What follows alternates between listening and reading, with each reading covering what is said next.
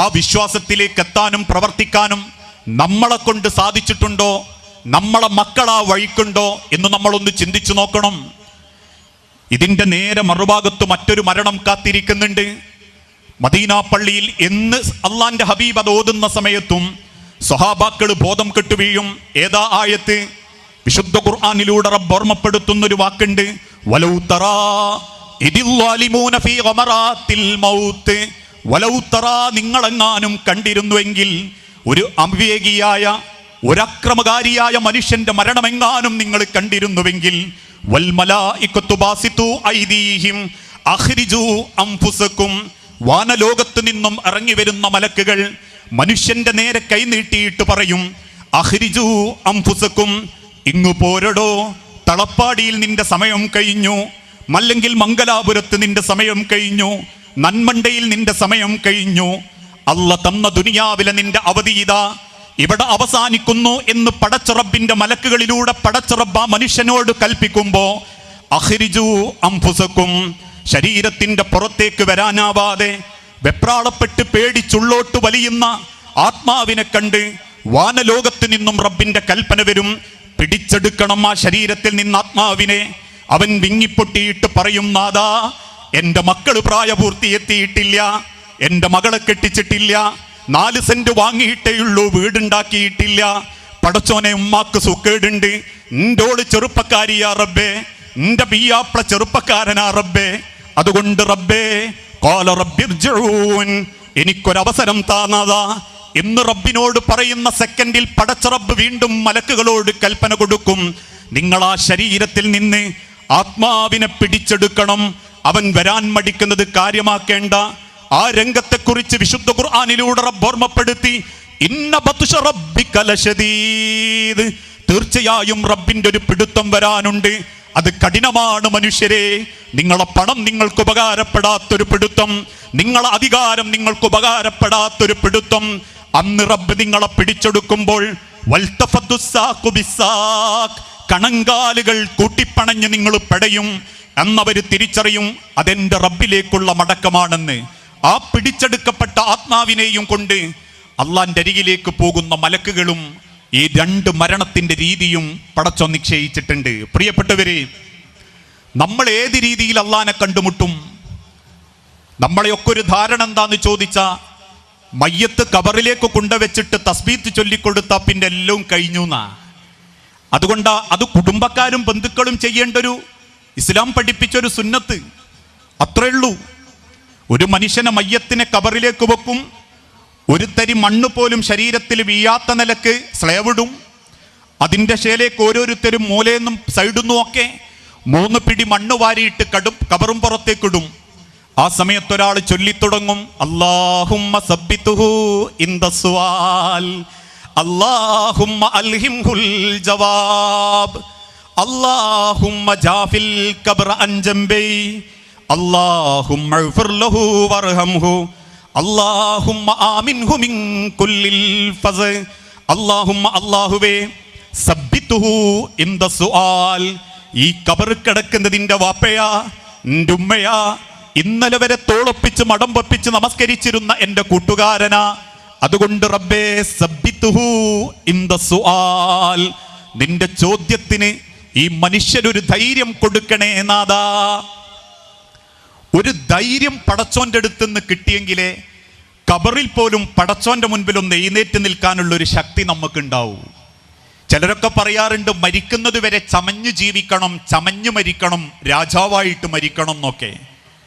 മരിച്ചു കഴിഞ്ഞാൽ പിന്നെ എല്ലാവർക്കും ഒരു പേരേ ഉള്ളൂ, മയ്യത്ത്. അത് അൻസാർ മരിച്ചാലും ശരി, അബൂബക്കർ മരിച്ചാലും ശരി, സൗദി അറേബ്യയിലെ മുഫ്തി മരിച്ചാലും ശരി, ദുബായിലെ ഭരണാധികാരി മരിച്ചാലും ശരി, ഇനി റോഡ് വക്കിലുള്ള ഒരു സാധു ചെരുപ്പ് കുത്തുന്ന മുസ്ലിം മരിച്ചാലും ശരി, ഒരൊറ്റ പേരേ ഉള്ളൂ, മയ്യത്ത്. ആ മയ്യത്തിനെ ഖബറിലേക്ക് വെച്ച് കഴിഞ്ഞാൽ പിന്നെ അധികാരം, പണം, പദവി ഇതൊന്നുമില്ല. ഇനി ദുനിയാവിലുള്ള എന്തെങ്കിലും അവർക്ക് ആ ഖബറിലേക്ക് ഉപകാരപ്പെടാൻ കിട്ടുമോ? ആ കിട്ടുന്നതിനെ കുറിച്ചാണ് ഇന്ന് നമ്മൾ ജീവിതത്തിലേക്ക് ഏറ്റവും കൂടുതൽ ചിന്തിക്കേണ്ടതും. ആ ഖബറിലേക്ക് എനിക്ക് കൊണ്ടുപോകാൻ എന്ത് കിട്ടും? നാളെ റബ്ബിന്റെ അരികിലേക്ക് ചേർത്ത് വെക്കുന്ന സമയത്ത് എനിക്ക് വേണ്ടി പടച്ച റബ്ബിനോട് ദ്വാരക്കുന്ന ആളുകളിൽ നിന്ന് ആ പ്രാർത്ഥന കിട്ടാൻ പറ്റുന്ന രീതിയിൽ ഒരു സമാധാനത്തോടെ അള്ളാന്റെ അരികിലേക്ക് പോകാൻ എന്നെ കൊണ്ട് പറ്റുമോ? കാരണം ഇന്ന് നമുക്ക് വേണ്ടി നമസ്കരിക്കാൻ നിൽക്കുന്ന ആളുകളുടെയൊക്കെ പ്രാർത്ഥന റബ്ബ് എത്രത്തോളം സ്വീകരിക്കുന്നു, ആ മയ്യത്തിന് നിസ്കരിക്കാൻ നിൽക്കുന്നവരെ പറ്റിയിട്ടുള്ള ധാരണ ഓരോരുത്തർക്കും ഉണ്ടെങ്കിൽ അതോടെ മാറിക്കിട്ടും. കാരണം മയ്യത്ത് നിസ്കരിക്കാൻ വന്ന് ബാക്കിൽ നിൽക്കുന്നവനാരാ? ഒരുത്തൻ കുടുംബം പണങ്ങിയവൻ, ഒരുത്തൻ പെങ്ങളെ തച്ചവൻ, ഒരുത്തൻ ഏട്ടനുമായിട്ട് കുടുംബ കേസ് ഉണ്ടാക്കിയിട്ട് ഇപ്പോഴും കോടതി കയറി ഇറങ്ങുന്നവൻ, വേറൊരുത്തൻ സ്ത്രീധനം വാങ്ങിയവൻ, വേറൊരുത്തൻ കൈക്കൂലി വാങ്ങിയവൻ, വേറൊരുത്തൻ അള്ളാഹുവിന്റെ ദീനിൽ പോലും തിരിമറികൾ നടത്തുന്നവൻ. ഒന്ന് ചിന്തിച്ചു നോക്കി മനുഷ്യരെ. ഒരൊറ്റ വാക്ക് മതി അള്ളാന്റെ ഹബീബ് ഈ സമൂഹത്തെ പഠിപ്പിച്ചൊരു വാക്ക്.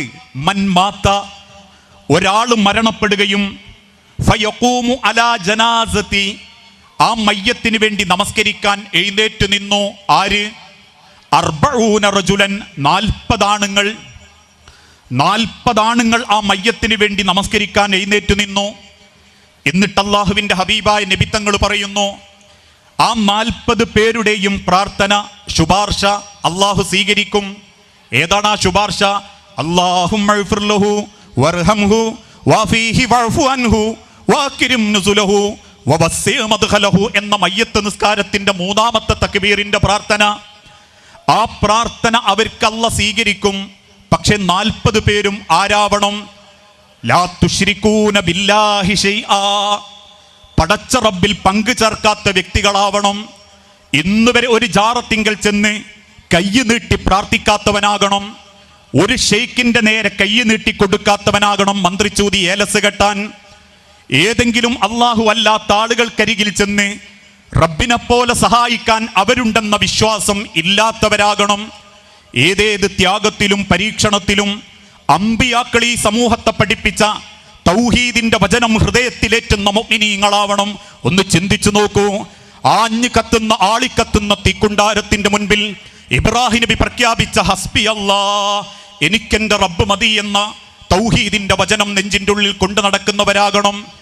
ആർത്തലച്ചു വരുന്ന തിരമാലകൾക്കുള്ളിലൂടെ അള്ളാഹുവിന്റെ കൽപ്പന പ്രകാരം വീഴ്ക്കപ്പെട്ട ഇരുണ്ടിന്റെ അല്ലെങ്കിൽ ഇരുട്ടിന്റെ അന്ധകാരത്തിൽപ്പെട്ട യൂനുസ് നബി പ്രാർത്ഥിച്ച പ്രാർത്ഥന, റബ്ബേ എന്നെ രക്ഷപ്പെടുത്താൻ നീയേയുള്ളൂ.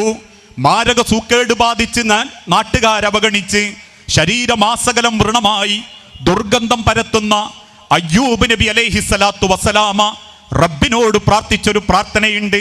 അന്നീ മസ്സനിയല്ലുറു വഅൻത അർഹമുർ റാഹിമീൻ, നിന്റെ സൂക്കേട് തന്നത് നീയാണെങ്കിൽ നീ വിചാരിച്ചാലേ റബ്ബേ എനിക്കിത് മാറിക്കിട്ടു.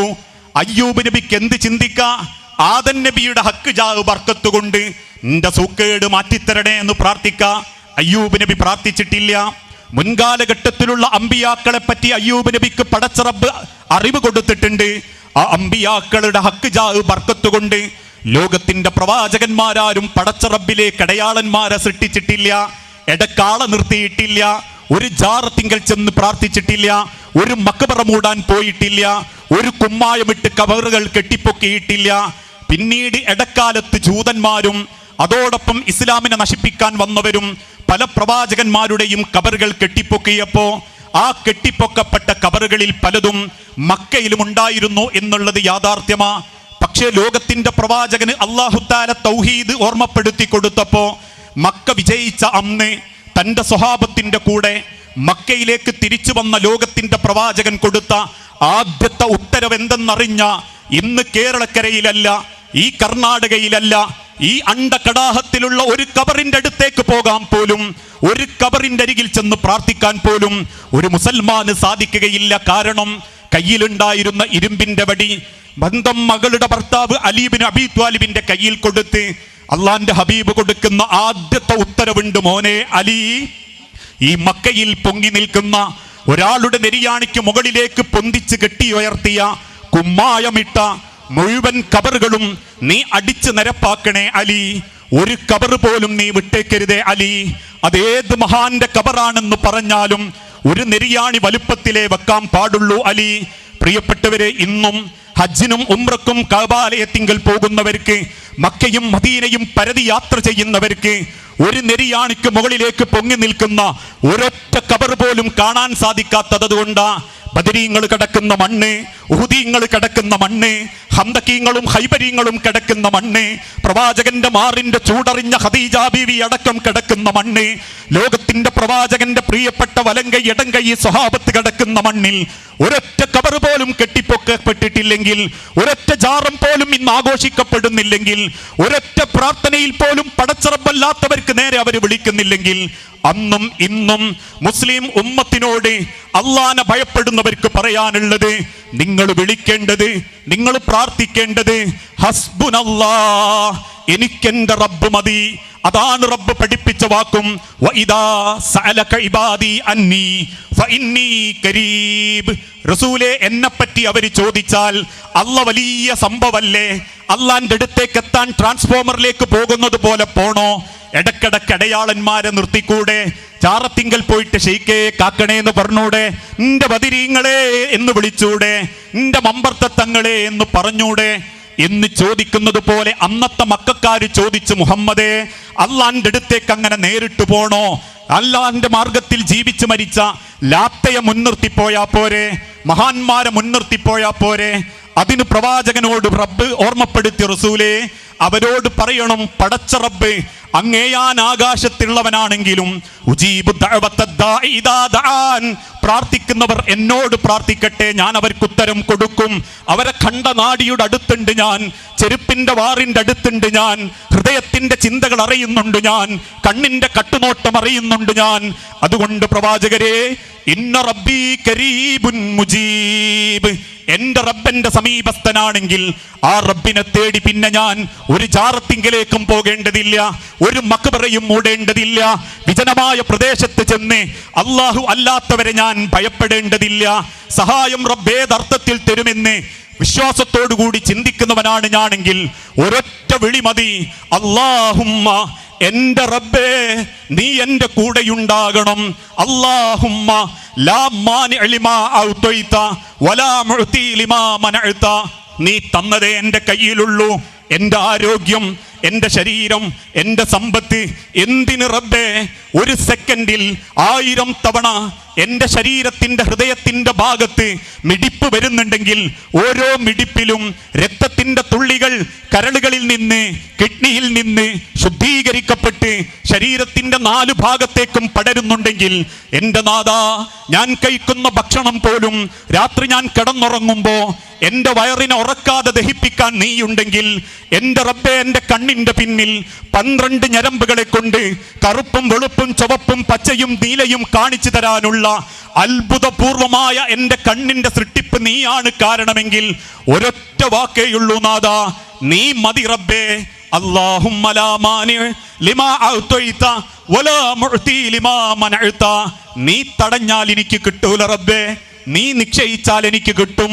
അതുകൊണ്ടാ മനുഷ്യരെ, ആന്ധ്രയിലും ഗുജറാത്തിന്റെയും നെൽപ്പാടങ്ങളിൽ വിളഞ്ഞു നിൽക്കുന്ന കതിരുകളിൽ നിന്ന് 100 കണക്കിന് ധാന്യമണികൾ ഉണ്ടാക്കി ആ ധാന്യമണികൾ ചാക്കുകളിൽ ശേഖരിച്ച് ട്രെയിൻ മാർഗം അങ്ങ് തളപ്പാടിയുടെ ഭാഗത്ത് മംഗലാപുരത്തെത്തി. മംഗലാപുരത്ത് നിന്ന് തളപ്പാടിയിലോ മറ്റേതെങ്കിലും ഭാഗത്തുള്ളൊരു പലചരക്ക് കടയിലെത്തി. ആ പലചരക്ക് കടയിലെ 50 കിലോ അരിച്ചാക്കിൽ നിന്ന് ഒരു 5 കിലോ നിങ്ങളെ വീടിന്റെ പത്തായത്തിൽ, നിങ്ങളെ വീടിന്റെ അടുക്കളയിൽ എത്തണമെന്ന് റബ്ബ് എഴുതി വെച്ചിട്ടുണ്ടെങ്കിൽ അവിടെ എത്തും, അത് നിങ്ങളെ വയറിലെത്തും. കാരണം അല്ലാഹുമ്മ ലാ മാനിഅ ലിമാ അഅ്തൈത വലാ മുഅ്തി ലിമാ മനഅത. ആ വിശ്വാസം നെഞ്ചിന്റെ ഉള്ളിലുള്ളവർക്ക് തൗഹീദ് ഉണ്ട് എന്ന് പറയാൻ പറ്റൂ. ഏത് ഘട്ടത്തിലും ഞാൻ തൗഹീദിലാന്ന് എനിക്ക് പറയേണ്ടി വരരുത്, ഞാൻ തൗഹീദിലാണെന്ന് പറയേണ്ടി വരുന്ന അവസ്ഥ എനിക്കുണ്ടാവരുത്. എന്റെ മയ്യത്ത് നിസ്കരിക്കാൻ വരുന്ന ഏത് മനുഷ്യനും എന്നെ മയ്യത്ത് ഖബറിലേക്ക് വെക്കുമ്പം പറയാൻ പറ്റണം, തൗഹീദിൽ ഉറച്ചു നിന്ന് ജീവിച്ച് മരിച്ചവനാണ്. അതിന്നെ സ്നേഹിക്കുന്നവർക്ക് ഞാൻ കൊടുക്കുന്ന സമാധാന, അതിൻ്റെ മക്കൾക്ക് ഞാൻ കൊടുക്കുന്ന സമാധാനാണത്. അല്ലാണ്ട് ഇന്ന് ചില വാപ്പാരൊക്കെ ചിന്തിക്കുന്നത് പോലെ മക്കൾക്കുള്ള സമാധാനം വാപ്പാര് നയിച്ചുണ്ടാക്കിയ 1 ഏക്കറയും 2 ഏക്കറയും 3 മുറി പീടിയൊന്നുമല്ല. വാപ്പാനെ തോളിലെടുത്ത്, ഉമ്മാനെ തോളിലെടുത്ത് മയ്യത്തായിട്ട് കൊണ്ടുവച്ച് തിരിച്ചു പോരുമ്പോ മക്കൾക്കൊരു സമാധാനം ഉണ്ടാവണം. എൻ്റെ മക്കള് നാളെ, അതല്ലെങ്കിൽ എൻ്റെ വാപ്പയമ്മയും നാളെ സ്വർഗത്തിന്റെ കവാടത്തിൽ ഉണ്ടാകും. അത് നമ്മൾ ഉണ്ടാക്കിയെടുക്കേണ്ടതാ, നമുക്ക് വേണ്ടി പ്രാർത്ഥിക്കേണ്ടവരാ.